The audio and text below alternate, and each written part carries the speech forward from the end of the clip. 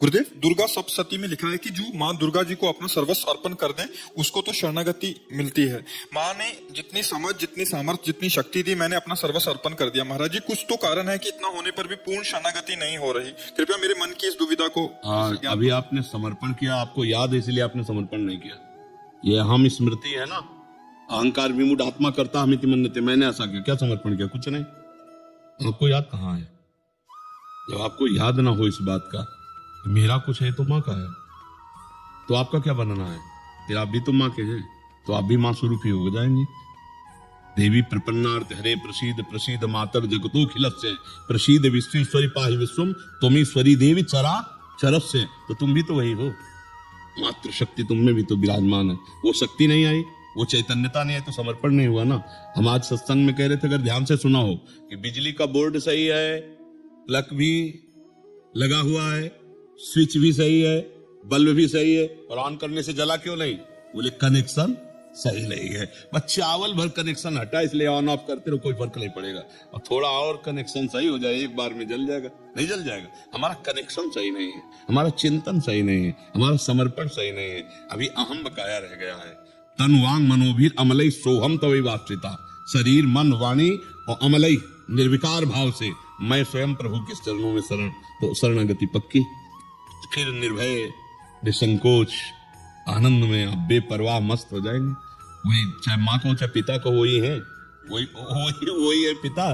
तुम्हें वो माता च पिता तुम्हें, तुम्हें बंधुश्च सखा तुम्हें, तुम्हें विद्या द्रोणन तुम्हें। वही हरि माँ बने हैं, वही माँ हरि बने हैं, कोई अंतर नहीं। वही कृष्ण काली है, वही काली ही कृष्ण है, कोई और एक ही तत्व है, दूसरा तो है नहीं। तो जब हम उसकी शरण में हो जाएंगे तो हमारे अंदर ये सब लक्षण जागृत हो जाएंगे। अभी हमारा समर्पण, हमारा चिंतन कहीं ना कहीं विपरीत है, उसको आपको ढूंढना पड़ेगा, उसको आपको ढूंढना पड़ेगा। गुरुदेव की कृपा के बिना हाँ, तो आप नाम जप करो, उसी नाम में आपको दिखाई देने लगेगा आपसे क्या त्रुटि हो रही।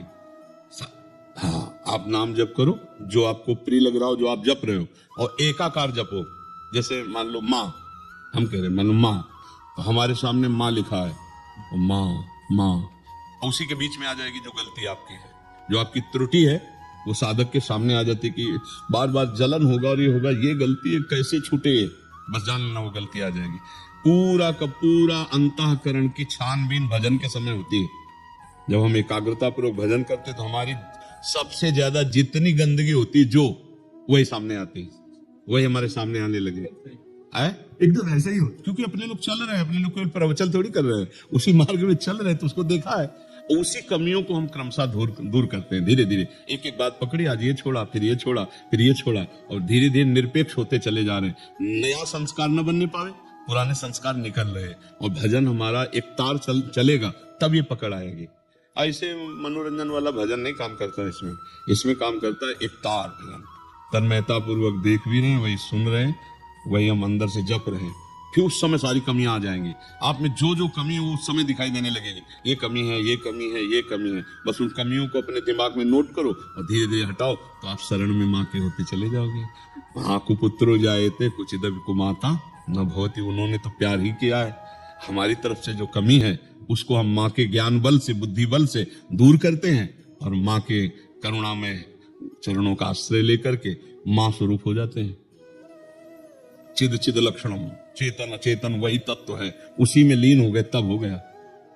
माँ में इतना चिंतन करें कि अपना स्वरूप माँ में हो जाए, तभी माना जाएगा कि आप माँ के पूर्ण शरणागत हो गए। नहीं, हाँ, ये ढांचा केवल है, अंदर मंदिर में माँ ही बैठी है। वो तो माँ ने इतना तो ज्ञान करा भी दिया है, अनुभव में नहीं आया। बस अनुभव बिना ज्ञान। जैसे मान लो हम कहा कि खीर बनाने की पूरी प्रक्रिया पता है, पर कभी बना के नहीं खाया, तो अधूरा है लाभ प्रक्रिया। एक बार चक बना करके खाए तो ये बात अनुभव में आ जाए, तभी अनुभव गम्य भजे जय संता। ज्ञान तो बहुत लोगों को है, लेकिन उसका अनुभव कहाँ है? अनुभव हो जाए तो जीवन मुक्त हो जाए, आनंदमय हो जाए। ठीक है महर्षि, जैसे हमें प्यारी जी श्री जी राधा रानी से प्रेम है और उनके भक्तजनों को उन पे पूरा दृढ़ विश्वास है और वो प्रेम भी करते हैं हमसे, तो वैसे ही जो माँ के भी बहुत सारे भक्त हैं, तो माँ भी वैसा ही प्रेम दुलार वैसा। आप सच्ची मानिएगा कि माँ को जो नहीं भजते उनको भी माँ दुलार कर रहे हैं, फिर जो माँ को भज रहे हैं उनको दुलार कैसे ले करेंगे? देखो ना, पूरी सृष्टि का पालन पोषण माँ के द्वारा ही तो हो रहा है। आद्या शक्ति त्रिगुणमयी माया माँ भगवती अम्बा, ये तो पूरे जगत का पालन पोषण कर रही है। हरि की शक्ति से तो सब हो रहा है, तो शक्ति स्वरूपा यही तो है माँ, यही तो जगदम्बा है। तो हमें लगता है यदि हम प्यार से भजन करेंगे तो निश्चित यही सब हैं। आपसे सच्ची कहते हैं, आप सीता कहो, राधा कहो, दुर्गा कहो, काली कहो, अम्बा कहो, वो महाशक्ति है, वही सब परम तत्व है। 10-20 तत्व नहीं है, एक ही है। लीला में अलग अलग लीला है। कहीं माँ का शांत रूप है, गौरी शांत रूप, कहीं विकराल चामुंडा भद्रकाली विकराल, कहीं विकराल कहीं शांत, उन्हीं के सब रूप है। हम अगर प्यार से माँ को भजेंगे तो भगवत प्राप्ति भी हो जाएगी, ब्रह्म बोध भी हो जाएगा, जो चाहोगे वो हो जाएगा। पर इतना मानना है कि माँ से बढ़कर कोई नहीं है, भाई ये अंदर मान करके भजन करे तो उसको सब कुछ प्राप्त हो जाए। जैसे रामकृष्ण परमहंस जी को कौन सा तत्व बोध नहीं, कौन सा ज्ञान नहीं, और भद्रकाली माता के उपासक थे, सब कुछ ज्ञान प्राप्त है उनको, सारा ज्ञान उनको प्राप्त हो गया। तो मतलब अपनी उपासना में हमें जो दृढ़ हमारी रहना, उसमें दृढ़ रहना। उपासक को ये मानना होगा कि जिसकी हम उपासना करते हैं उससे बढ़कर कोई नहीं है। जब ये मानेगा तभी उसकी आसक्ति उस पर होगी, वो चाहे जो उपासना। जैसे हम राधा चरणों के उपासक हैं तो इसके आगे कुछ नहीं, आप माँ के उपासक तो माँ के आगे कुछ नहीं, राम उपासक राम के आगे कुछ नहीं, शिव उपासक शिव के आगे कुछ नहीं। तभी समझ में आएगा, क्योंकि उनके सिवा कोई है नहीं। तभी आपकी आसक्ति होगी, तभी आप तन्मय होंगे। और जहां दूसरा प्रतीत हुआ तो फिर वो भाव नहीं बन पाएगा, जो भाव मोक्ष प्रदान करने वाला है या प्रेम प्रदान करने वाला। प्रेम गलियति साकरी तामे दो ना समाए, एक ही होकर जाना होगा, एक भाव से। माँ की स्तुति करो, बस एक कोई पकड़ के उसे, बस उनके सिवा कोई है ही नहीं। तुम ईश्वरी देवी चराचर से, तुम ईश्वरी देवी चरा, तुम ही ईश्वर हो, तुम ही चराचर जगत हो, दूसरा कोई नहीं। देवी जी के लिए तुम ईश्वरी देवी चराचर से।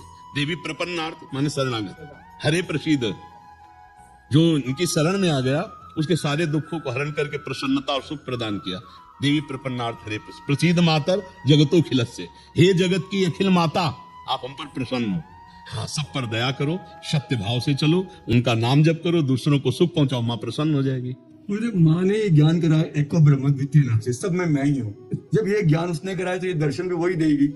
इसके लिए हमको निरंतर उसका चिंतन करना है, ऐसा नहीं कि आलसी बनकर बैठ जाना है। अनन्य चिंतयन्तो मां, दिन रात ये प्रार्थना कि माँ एक बार अपने चरण में बिठा ले, एक बार अपनी ज्योति से आप ज्ञान करा दो कि आप क्या चाहती हो, जो साधना आप चाहो मैं वैसा ही करूं। जिस दिन विकलता आ जाएगी उस दिन कहना नहीं पड़ेगा ये विवाह जान लो माँ ज्ञानी नहीं, या देवी सर्वभूतेषु बुद्धि रूपेण